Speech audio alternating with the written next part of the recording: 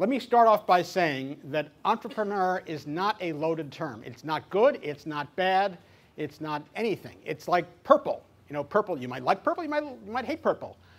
So if you are or are not an entrepreneur, or think of yourselves as one or not, there is no right answer. So keep that in mind throughout the rest of the afternoon. To start with, let's figure out what an entrepreneur is here. So who here thinks that he or she is an entrepreneur? Raise your hand. Let's take a quick count. 1, 2, 3, 4, 5, 6, 7, 8, 9, 10, 11, 12, 13, 14, 15, 16, 17, 18, 19, 20, 1, 2, 3, 4. Good. Okay, just about half, almost exactly half. So the first thing we have to do is define the term entrepreneur. So what do you think an entrepreneur is? Somebody who thinks they're an entrepreneur, tell me, how would you define an entrepreneur? Pankaj. Who lives his dreams. Somebody with dreams. Who lives his dreams. Somebody who lives his dreams. That's interesting. Who wants to do something and get it done. Who wants to do something and gets it done. Make a profit out of an idea. Make a profit from an idea. And willing to take risks. Willing to take risks. Opportunist. An opportunist. Often uses a loaded term, but it isn't. I consider myself an opportunist. Anybody else? Okay, let's go to the dictionary. What does the dictionary define an entrepreneur as? So the dictionary definition of an entrepreneur starts out as follows. An entrepreneur is a person who, so stop right there. First of all, a person. An entrepreneur is a person. This is an intensely personal business. You can't have an entrepreneurial company. It's not an organization. It's not a government. You can have governments or companies or organizations or universities which have an entrepreneurial bent, which encourage entrepreneurship. But an entrepreneur ultimately comes down to the person. Key thing, you'll hear this again and again. You heard it last night from Peter. You heard it in a number of the things that we've discussed so far in the last 2 days.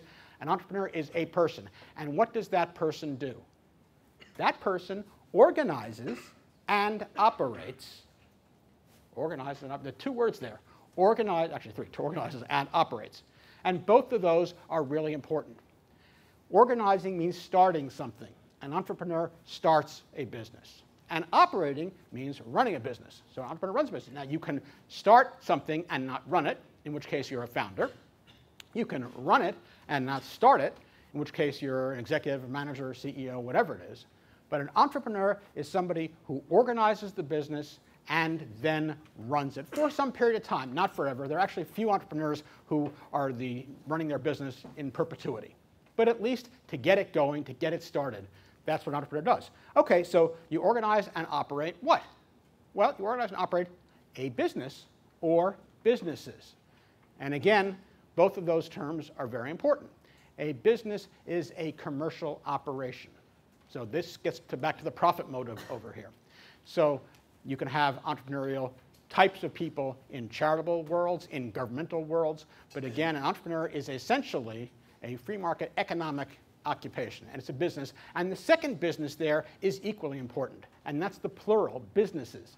Because entrepreneurs, once you have done one, you tend, if you're a, quote, real, end quote, entrepreneur, to do more than one. So the typical successful entrepreneur is a serial entrepreneur who has started multiple businesses. Okay, so you've organized and operated a business or businesses,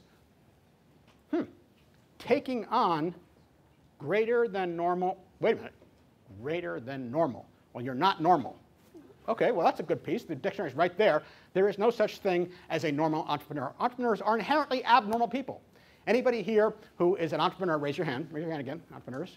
How many of you, keep your hand up if you think you are normal?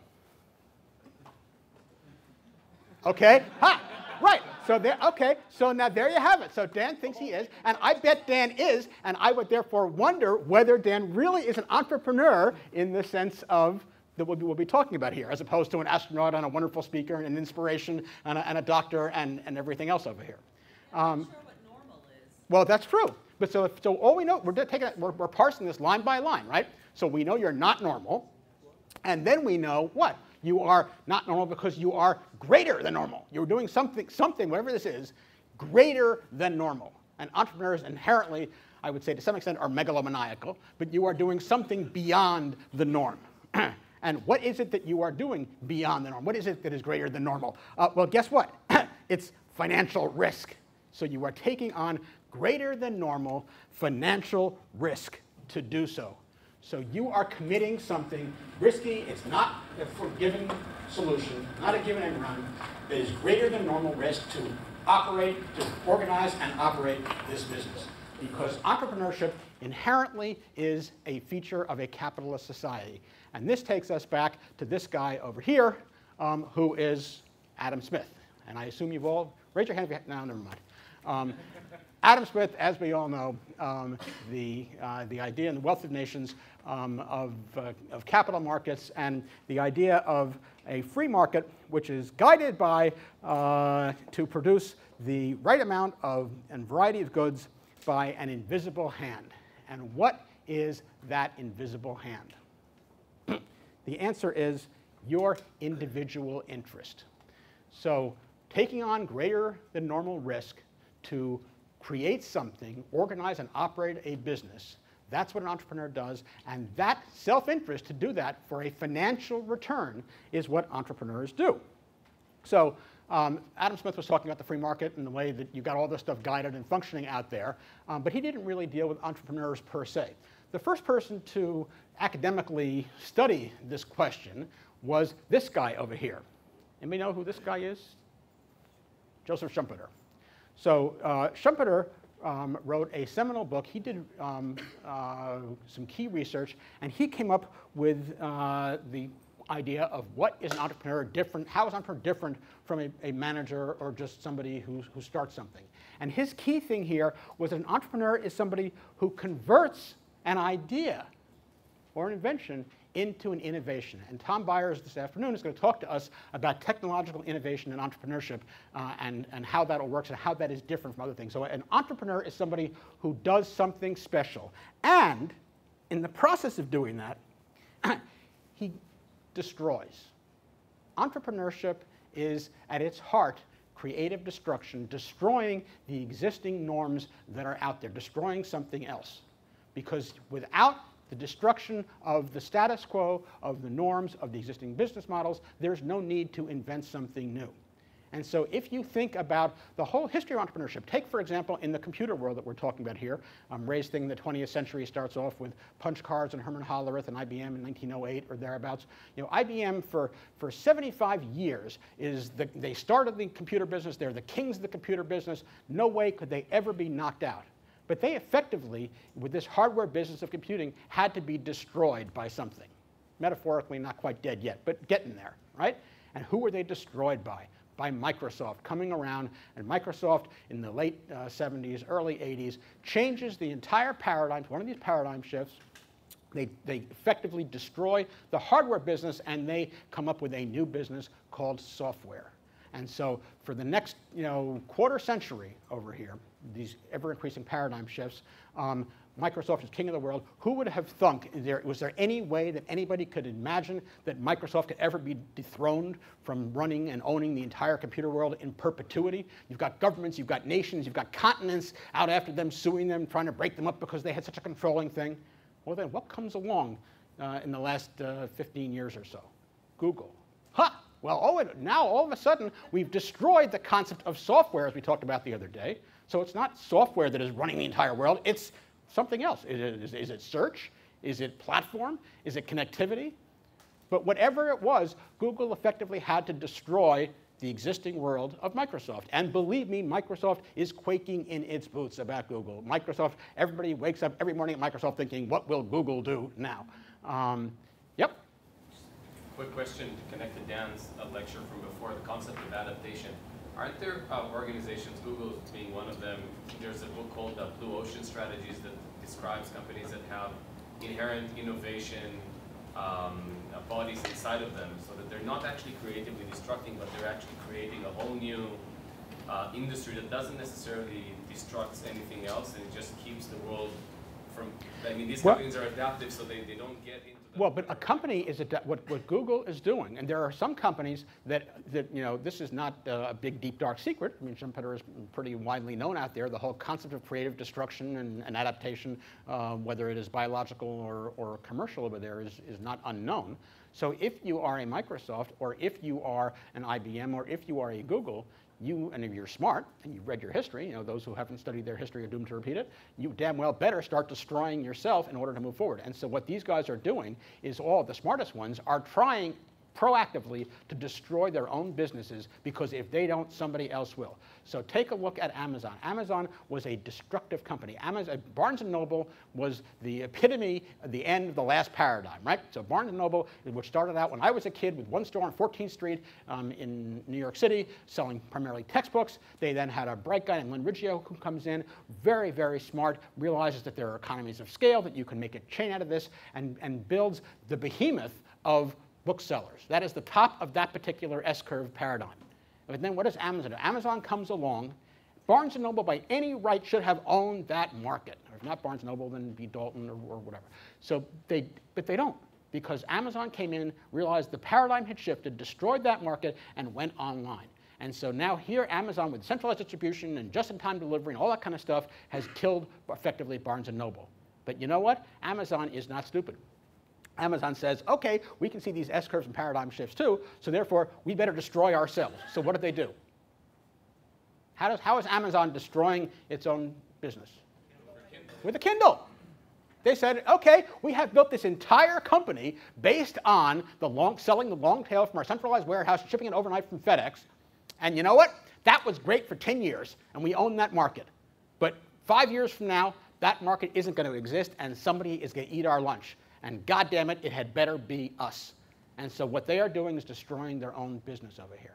And so the essence, as Schumpeter said, of creative destruction is that is what is responsible in this adaptation, this adaptive survival for the dynamic change and growth of industries and cultures over here. Really, really important. Yeah? Do you think in the ways that individuals think they should, or even scientists, they should kind of every now and then stop and destroy sort of free material? Well, this guy, I think there are a lot of... Wittgenstein, I think, did, where he sort of destroyed all his own work with his new theories. Right. I think two countries are examples of changing politics also. The question is, how far can you apply the idea of creative destruction? Is it applied to everything, to philosophy and ideas and governments and science? And I think it's possible to reach a little too far. I think just because something works in one environment, you can't say it's true across the board. But clearly, the idea of breaking out of the shell of your existing paradigms, your existing mindset, because innovation often happens from outsiders coming in, looking at something. Peter talked about last night. People who win these prizes, people who are not necessarily constrained by what's out there. On the other hand, if Burt Rutan had forgotten and blew up everything he knew about aerodynamic design, he wouldn't have won the X Prize, right? So you got that in there. All right, so what does it take to be an entrepreneur? What does it take to do that, to found, create, organize, operate this business, taking the risk to go do it? There is a set of skills. And the skills are everything that you would imagine you'd have to start and organize and operate a business. Effectively, everything that a business does has to be done by somebody. And if you're the one person who is starting a business, and you're the only person and you're the only employee, you have to have effectively 100% of the skill set that it takes to do that. And what are they? Well, first of all, is people management. That's a combination of managing yourself, having the self-discipline to know what you have to do, and then to do the bad things, because there's a lot of time is spent in any field doing grunt work and doing stuff, so you got to do it yourself. And then once you start hiring people, you've got to be able to attract people in. You have to be able to inspire them to come in and work with you, for you, alongside of you, for your benefit. And then you have to manage them when they're there. And people they're not microbes, they are multicellular organisms, and they are very tough to manage. And oftentimes businesses will rise or fall on the basis of how good you are at doing that. But then a business is set up to do something. It's up to create a website, to build a product, build a widget, create a new nanotech manufacturing facility over there. And so then you have the question of production. And this is whatever the business is doing, you got to know how to do it, because else you shouldn't be in business. You have to have that skill set to know what the hell the company is doing. But that's not enough, because once you know what it is, you know how to build a house if you're a carpenter, or how to design a house if you're an architect, you then have to go ahead and operate the business functionally. And operations are different from production, because you can be a great architect, but you can be a really bad manager of an architectural practice. And it's the cases where you can both do something and organize a business around it that make a lot of sense. But all this is designed to get you to one end, which, as we heard, was to get outsized financial rewards, right? So therefore, you have to have financial management skills because this is all focused on the bottom line over here. And the finances are not all outgo. The finances have to be matched by income because that's why you're doing it, because it's the greater of the income over the outflow that is your profit. And so therefore, there is a sales function. And whatever business you're in, somebody somewhere has to help convince people at the other end that they want whatever you're doing. If you're an architect, if you're a nanotech manufacturer, if you're a consultant, if you're building a better website, somebody has to go out there and sell. And selling is a skill, and people often hate it. But there is a good piece of that in there. And then finally, you've got to actually get the money somehow and the resources to get your business going. And that's financing. And it can be financing from your own pocket. It can be financing by talking people into giving you money, investing alongside you. We'll do a lot more about that. It can be convincing somebody to loan you money over here. So these are all the kinds of functional skills that an entrepreneur needs to have. And very few of us, I will tell you, have all those. I certainly don't. You try and, the more of these you have, the better off you are. And if you don't have them, you've got to cover it somehow, some way. But these are the basic skill sets. So what is it that investors look for in an entrepreneur? So if I'm going out there to invest in an entrepreneur, what kind of things am I looking for? What's the number one thing? You've seen all these skill sets we need to have. There are a lot of intangibles and stuff out there. What is the single most important thing that an investor looks for in an entrepreneur? In an entrepreneur or the company? No, in an entrepreneur. In an entrepreneur, we're talking entrepreneurs here, and investors invest in entrepreneurs, investing in people. A track record. A track record is very, very important, but it's not the number one thing. Enthusiasm. Enthusiasm, really important. Entrepreneurs who are not enthusiastic don't get funded because they can't sell their vision. But that's not the most important thing. Potential, clearly you were looking for a potential way outside the norm, and because you're looking for returns that are non-normative. But that's not the number one thing. Benefit guarantee? Benefit guarantee. Well, that's actually not something, that's things investors would love to get a guarantee of their benefits. The unfortunate thing is that it doesn't work that way. It's like one of those, push and pull. The more benefits are guaranteed, the less they are outsized benefits. So nope, that's not it. Commitment and persistence is crucial because the last thing you want is when bad stuff happens for the entrepreneur to run away. And that's really important and it's vital, but that's not the key thing. Leadership and the ability to form a team? Leadership, again, well, there are individual entrepreneurs who have gone out there and done a one-person operation, but that's not working all the time. And anything that really grows and scales requires a team, and to get that team going, to inspire them, to keep them together, not only is it people management skills, but there is that intangible thing called leadership.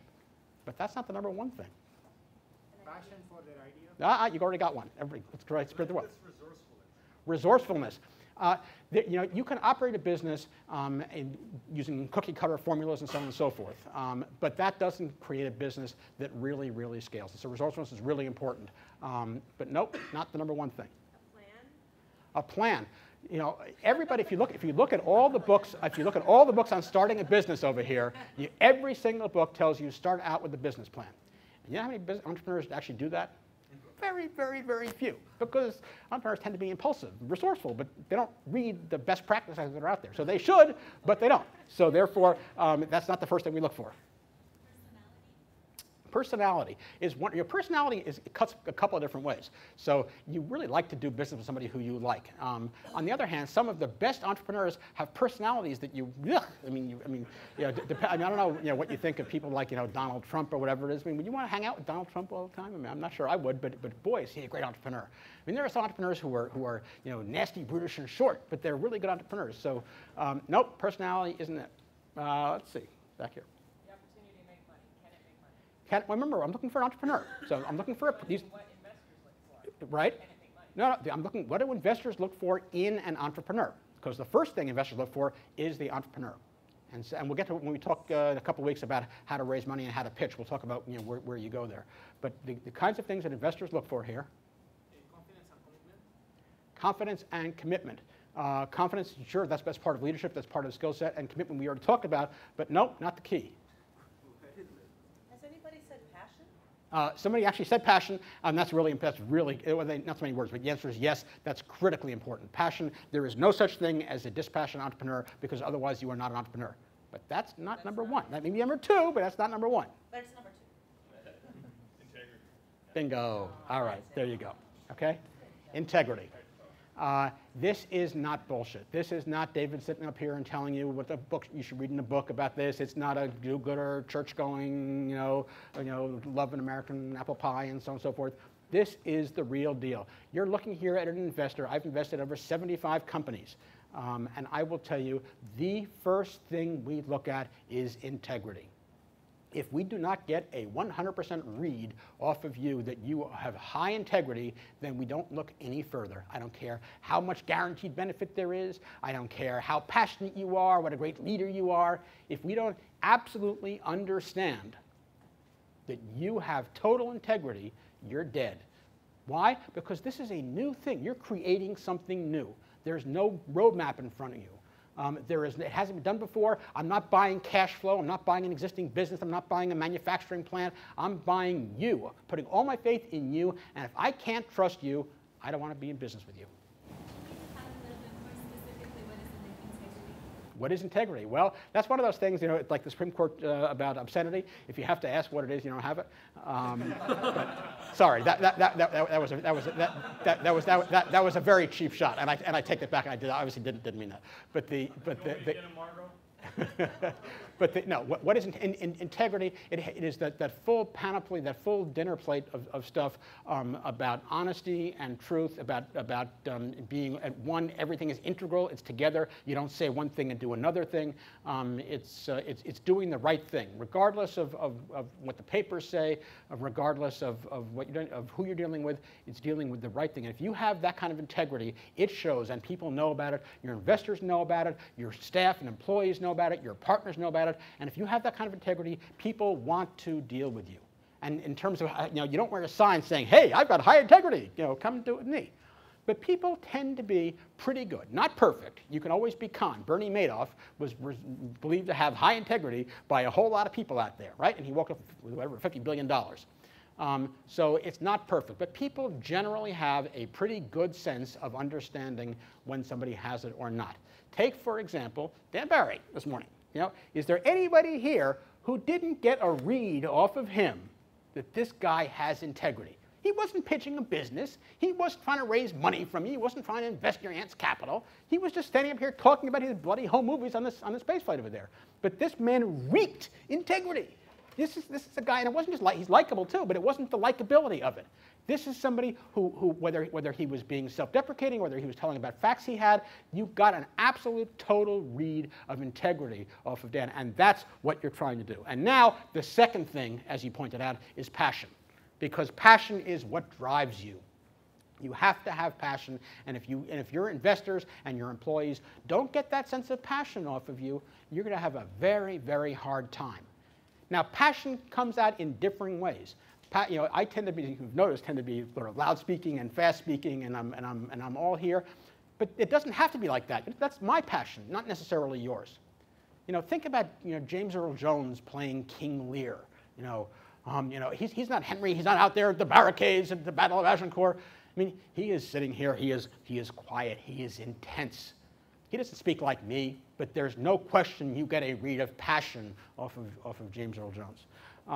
So then, what else we look for? Okay, having gotten the intangibles out of the way here in terms of integrity and passion, then we start getting down to business over here. And what we're looking for here is experience. Yep? Trust. Well, that's all part of integrity. Trust, the whole thing of trust is part of integrity. But now we're getting to the whole question of experience, right? And experience, there are actually three kinds of things of experience that we look for, right? The first of them is what we call domain expertise. That is, do you know what the hell you're doing? I mean, if you asked me if I was to start a new rocket business, would you rather go with me or would you rather go with Dan? I keep picking on Dan because he's sitting right in front of me. But the bottom line here is I don't know anything about the space business, or not too much about the space business. So therefore, if I come up with a great plan, it may sound good to me, it may sound good to you, but there probably are a few things in here that I haven't thought about and that you haven't thought about, and so you want to bet on the horse that's run this race before. So domain expertise, really important, that's really, really key.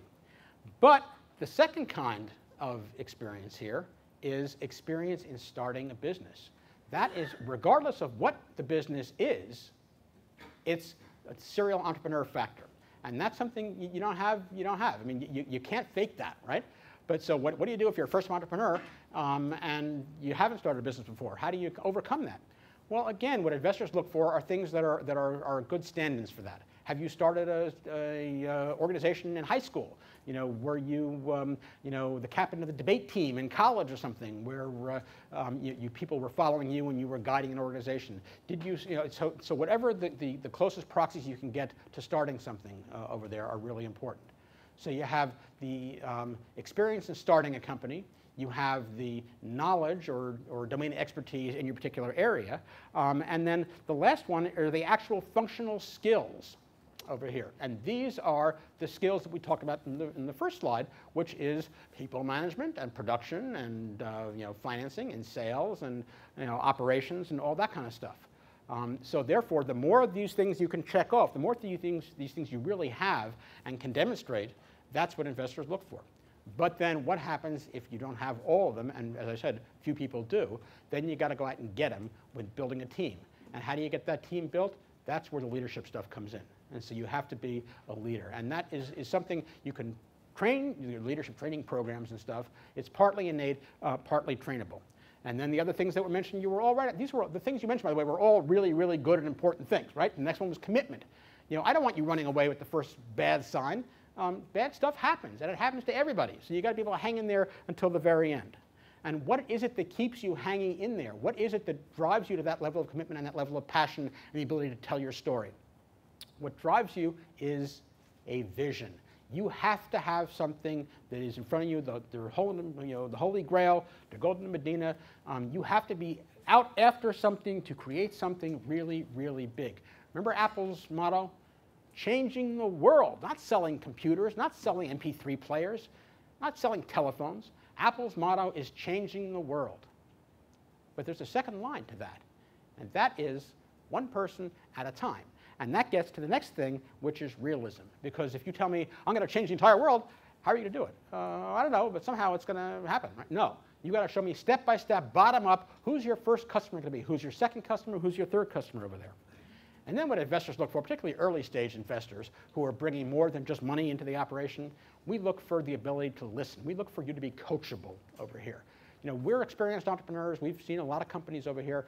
Are you prepared to listen to us? Not necessarily do everything we say to do, because you would be a bad investor. If I wanted you to do absolutely everything I said all the time, I would not be being a good investor, because otherwise I'd do it. And I'm investing in you to go do it. So I don't want you to be a puppet, but I want you to listen to experience out there. All right, so let's go through some of the basic fundamental facts very quickly of entrepreneurship and starting companies over here, right?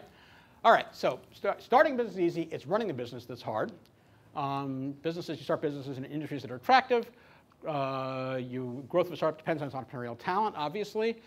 It takes money to start a new business over here, but startups can't get financed with debt, so you can't therefore go to a bank. So you get funded by rich angel investors. You then get your follow-on capital from VCs. You hit your sales gross, and you make money financially. This would be a great place to start, except for one thing. Bah! All wrong. These are all myths. Every single one of these is not true. So the only problem is that effectively everybody in America thinks these are true. And there is a very interesting book by a guy named Scott Shane over here who came out about a year and a half ago called The Illusions of Entrepreneurship. And his point is that these myths are actually very, very bad, and they are destroying the entrepreneurial culture here, because everybody's convinced America is a country of opportunistic entrepreneurs, that all the money in America comes from entrepreneurs, that you go out there and it takes money and you got to find your rich angels, and it's all based on your talent and so on and so forth. But that's actually not the case. It turns out that when you look at the numbers, and he's a statistician above all else, that the vast majority of entrepreneurs don't make it. The vast majority of entrepreneurs do not have lots of money. Your success as an entrepreneur are affected much, much, much more by what industry you start yourself in as opposed to your entrepreneurial talent. So if you think about it for a minute, think about companies that have made it into the Inc. 500, the list by Inc. magazine of the 500 fastest growing private companies each year. The number of companies that are on that list that are in businesses like software, something like 5%. Number of companies that are in that business, that are on that list, that are in the business of hotel services or restaurants, about 0.005%. So you think that the people who start restaurant businesses are less good entrepreneurs than people who start software businesses? Not true.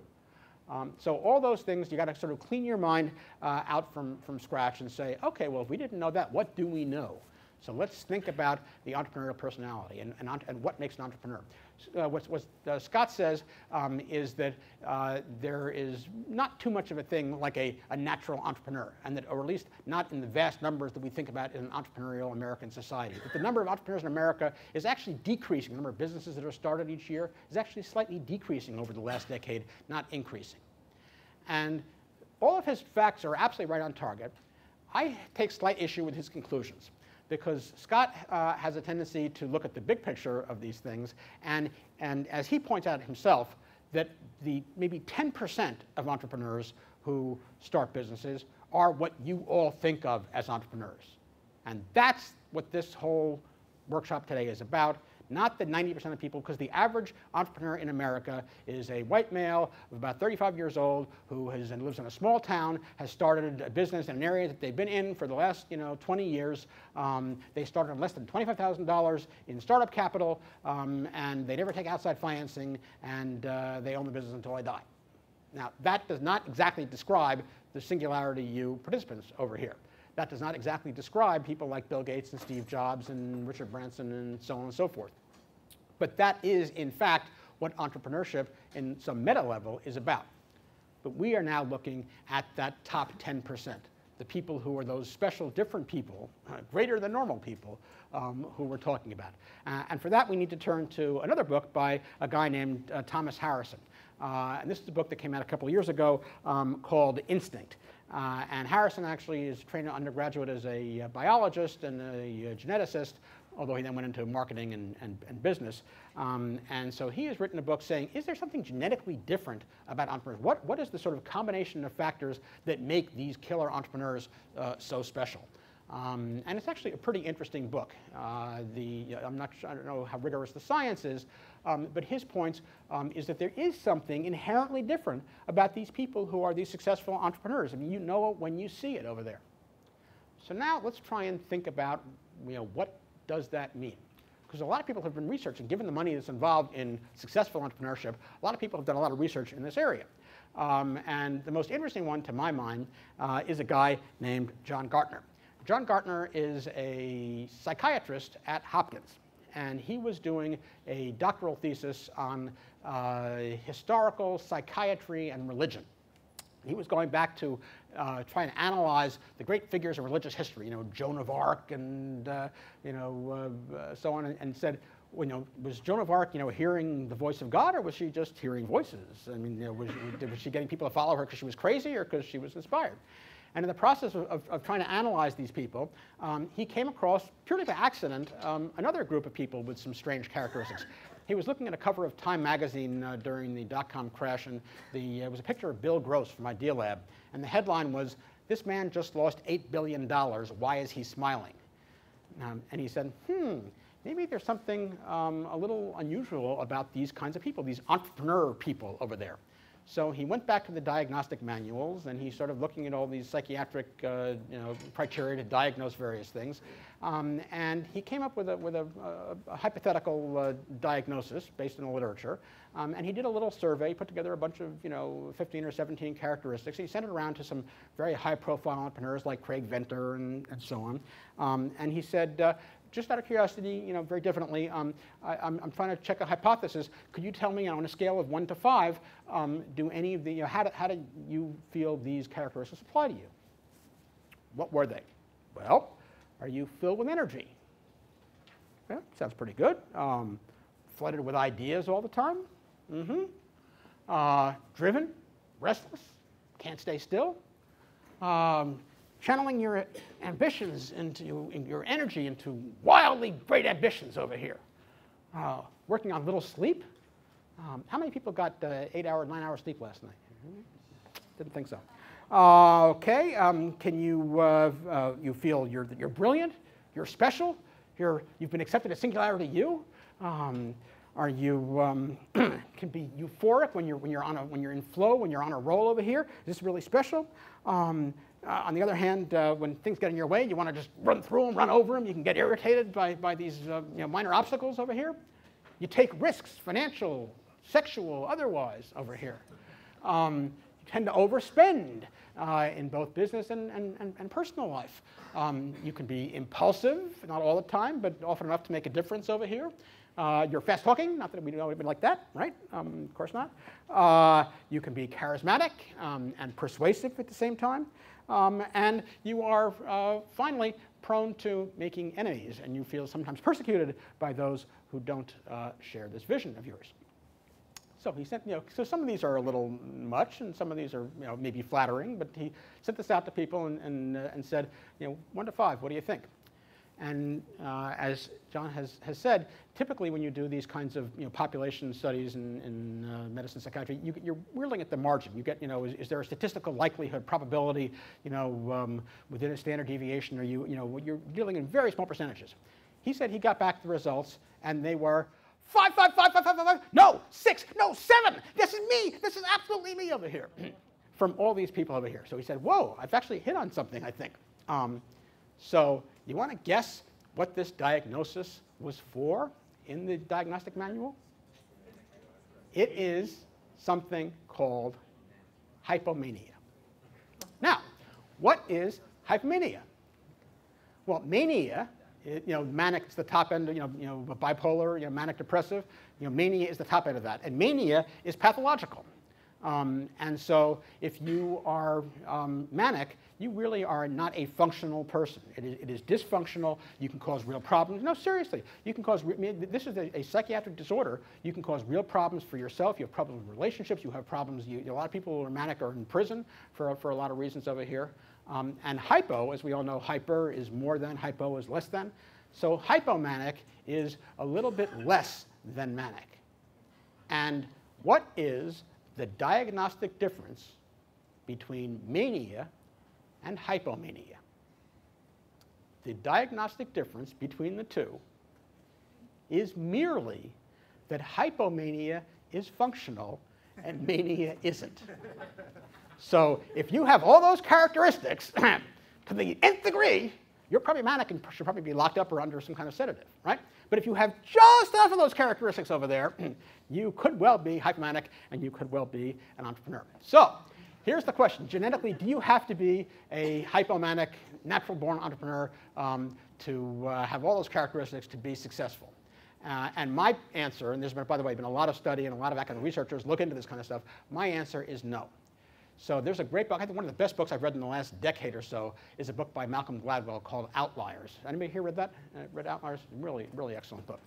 And so, his point is that some of these great people, like, whether it's Bill Gates or Mozart or the Beatles or whatever it is, who may seem to be, black swans dropping out of the, nowhere to pop up, really aren't. That they're not really outliers. They really stem from people who have the same kind of inputs, but when you add to that, enough of the genetics and enough of the environment and the culture and the patterning and the work, you end up with somebody really, really special. So therefore, applying this to entrepreneurship, I believe that you just have to be hypomanic enough to get, you don't have to be over the top hypomanic, but since there is a direct correlation over here, and if you're somebody who hates risk, you probably won't be a great entrepreneur. If you're somebody who is not persuasive or charismatic, you're going to have a tough time raising money over here.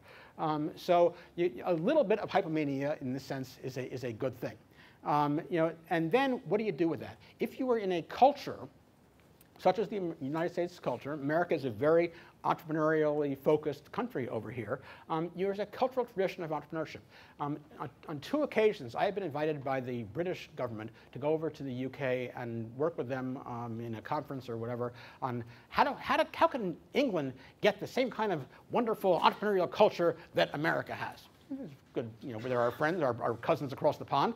So I go over there, and we had the one panel I was on, and I was talking about my history, and I've started a whole bunch of companies, and my first internet company, it got really, really big, and then crashed and burned and went bankrupt. And then I started again, and then I did my second company, rising out of the ashes of the first, got even bigger, and then got hit in the crash and went bankrupt again. And the look of horror on the faces of these British, business types sitting there, you went bankrupt? We could never do that here in England. I mean, I said, well, why not? I mean, aren't there bankruptcy? Yes, but if we ever did that, nobody would speak to us again. Our children will be ostracized. It will be a blot in the family escutcheon. I mean, so there you have a culture which is not conducive to entrepreneurship. And in the U.S., there is a culture to this. Now, Gartner, in his book, he wrote a book, by the way, called Hypomania, which is great. His thesis is that it is, obviously, to some extent, genetic and medical, and that, therefore, what is the biggest type of entrepreneurship is actually leaving home, becoming an immigrant, going out and starting a whole new life in a new country. And so then he said, can you correlate countries with high rates of entrepreneurship with countries with high rates of immigration?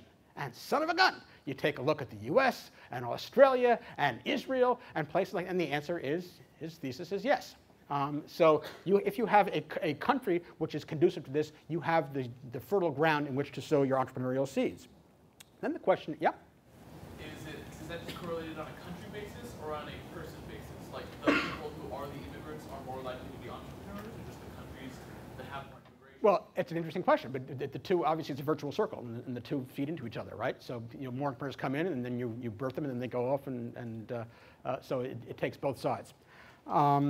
Then the question is, do you know anybody who's an entrepreneur? Have you been around entrepreneurs so you know that this is a good thing? Is your role model an entrepreneur? Well, my role model is my father, who I was actually a finalist for the E&Y Entrepreneur of the Year during the boom days of the dot-com world in the late 90s. My father won the E&Y Entrepreneur of the Year award 3 years ago. He's now 80 years old. I told him this was very highly tacky, that he should get the hell out of the way and let the next generation come up there. But I mean, so I come from a line of entrepreneurs. What does Lauren say about that? Yes, well, I noticed that Lauren has stepped out so as not to be humiliated over here. But so in Lauren's case, Lauren grew up in a family of entrepreneurs, and she thinks that this risk taking is crazy, and so she's totally anti-risk, and she's her goal is to go and be a corporate lawyer and stuff, and then she goes over to her first year in college, and she starts tutoring, and she's a smart person, so she puts some business cards out and some little posters to get more clients, and then she gets more clients she can handle. So then she begins recruiting some classmates to help her teach, and then she has to really organize the classmates, so she gets tests of how can you make sure they're good tutors. And so by the time she finishes her freshman year in college, she had a staff of 13 people, was at $100,000 a year run rate, and she ended up selling her business to a professor on the way back from the UK. So I told her, yeah, we know what you are, whether you admit it or not. All right, so having gone through all of these things, what does it need to do? What do you need to have to be an entrepreneur? So as I said, a little bit of hypomania. You need to have a culture that supports you.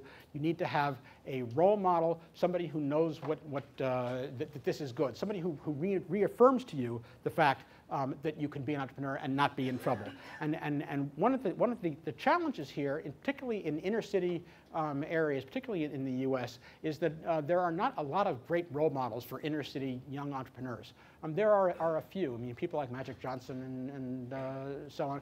But I'm working with a group called Weibo, Workshop and Business Opportunities, which bring entrepreneurs into the inner cities and show people that, yes, this is a legitimate thing. You can do this over here. All right, so you've got the tradition, you've got the role models over here, and then the question is, do you have the opportunity? I mean, if you are scraping by in a subsistence world, you don't have the opportunity to take risks. But working in America now with just in the tech business, the cost of starting a company dropping like a rock, there's a lot of opportunity out there for everybody. And then there are the skills. All those skills about how to sell and how to produce and how to raise money, and those are learnable skills. And so you put all these things together, and that's what tends to give an entrepreneur the ability to get going, gives them more opportunities for success. So now that you're there, now you're an entrepreneur, what is the entrepreneurial life like? Some of you entrepreneurs out here who consider yourself entrepreneurs, talk to me. What is it like? Give me adjectives. What? I like to say I can never work 8 hours a day for somebody else again now that I know what it's like to work 16 hours a day for myself. Yeah, there you go. Okay, so it's work, but it's fun. All right, so take a look at some of the words that describe what it's like to be an entrepreneur, right?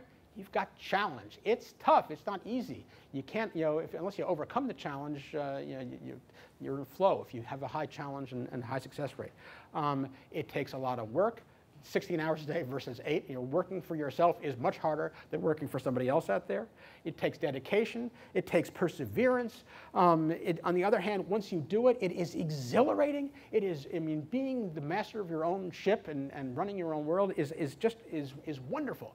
On the other hand, it can be agonizing when stuff happens that's bad. It's very, very bad, and it can be some of the most crushing defeats and blows that you will take over there. But you get a sense of accomplishment when you finish because you have created something, you have done something big. But at the same time, there is no such thing as a successful entrepreneur who has not failed at some point. So failure is part and parcel of being an entrepreneur. And if you don't like failure, or nobody likes it, if you're not willing to accept some kind of failure at some point or know that it's in your cards, you probably shouldn't do this because you have to get through it and you have to sacrifice, and there is, again, every entrepreneur will tell you that whether you're sacrificing your personal time or sleep or your spouse or your kids or your, the money to take a vacation to Antarctica or whatever it is out there, these are the sacrifices that are required to do that. On the other hand, you are, on the one hand, master of your destiny, right? So the sense of control is very, very special for entrepreneurs. But at the same time, you are this little cork bobbing in the great world out there trying to create a new business, new enterprise. So while you control yourself, you are completely powerless oftentimes against the other forces of nature out there. And then the one point that Scott Shane makes in his book about how all these myths are out there that people think are true about entrepreneurs are not true.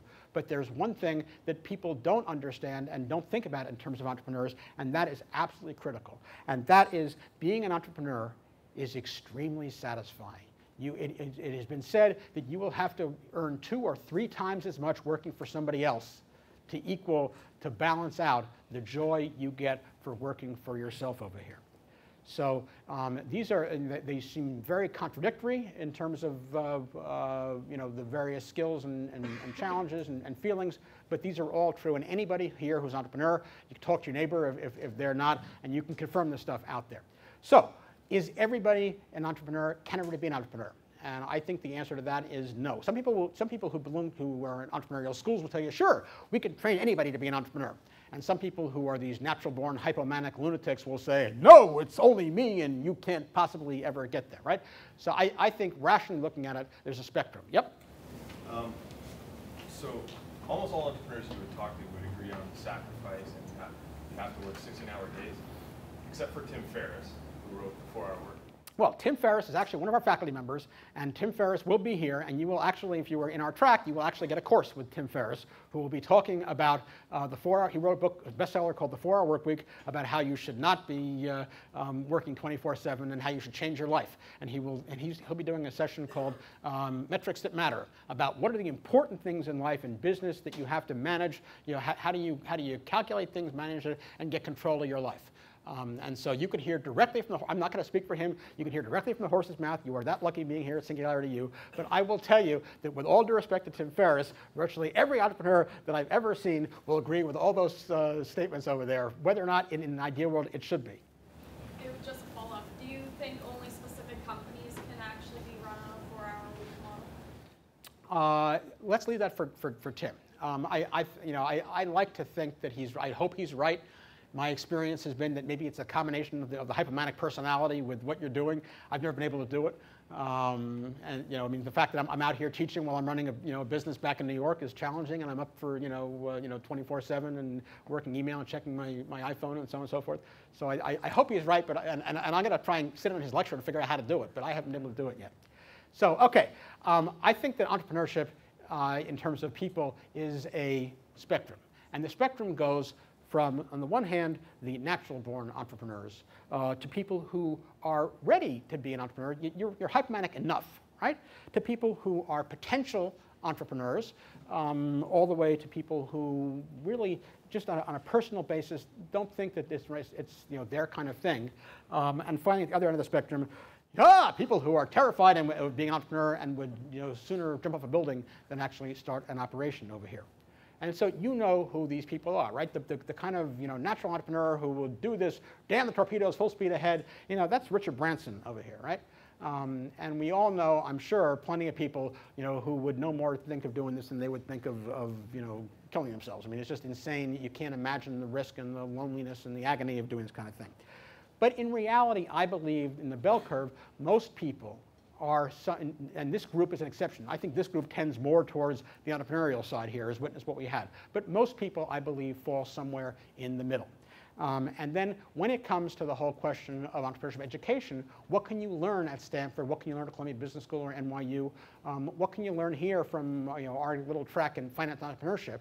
What we can help do is to help move you along the spectrum, right? So therefore, if you're somebody who would never, ever consider being an entrepreneur, by understanding what the business is about, by understanding the skills and the methods and the best practices over there, I think we can get you to at least the, maybe it's not the end of the world. I still wouldn't want to do it myself, but it's not the end of the world. And if you're somebody who is fearful about it, but you understand that, hey, it's really doable, then you might not want to start a business yourself, but you can become receptive to maybe working in an entrepreneurial business for an entrepreneur over there. And if you're somebody who's a potential entrepreneur, hey, then you can say, okay, you know what, now that I know how to do it, I have role models out there, I understand the best practices, I understand the tools, then I can go ahead and do that. And then what happens to you if you're a natural entrepreneur? Why do you even need to go to one of these business schools or entrepreneurial programs or workshops with me or Tom or anybody else over here? Because we can then take all that loose energy, all that hypomania, and help you focus it and understand really how to best leverage your innate personality.